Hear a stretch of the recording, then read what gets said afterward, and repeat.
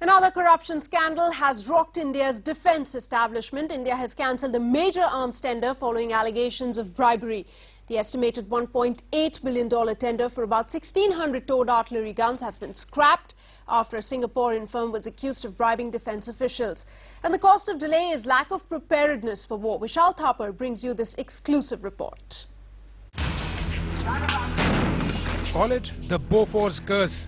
India has been unable to buy a single new artillery gun since the scam-tainted Bofors deal of 1986.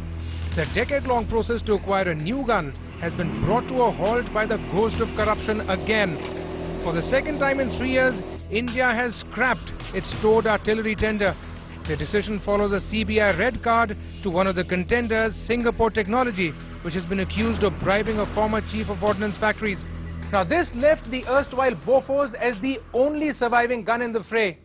And although it is now owned by British Aerospace, the Congress-led UPA government is reluctant to be seen as cutting another deal with a Bofors legatee.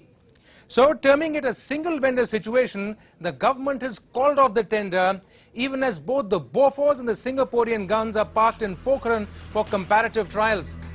This is the third major defence tender to be terminated midway by the UPA. Lack of modern artillery in adequate numbers is the Indian Army's most critical weakness. The inability of the UPA government to buy guns leaves India vulnerable, and the lack of sufficient firepower renders India's new Cold Start doctrine untenable. So the requirement for this is something like over 3,000 guns to equip all the artillery regiments, which is very, very urgently needed in keeping with the various doctrines that are being finalized right now. So if there is any delay in them, the operational efficiency of the Indian Army is significantly reduced. The CBI has not reduced any evidence against Singapore Technology, but advised the Defence Ministry to blacklist the company. There's growing frustration over military readiness being held hostage to corruption charges which are never proved.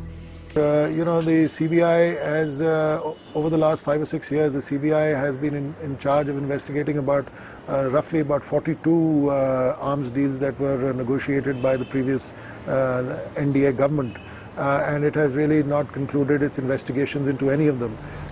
India will be back in the market soon with a fresh tender, but nobody quite knows when India will be able to select a desperately needed gun.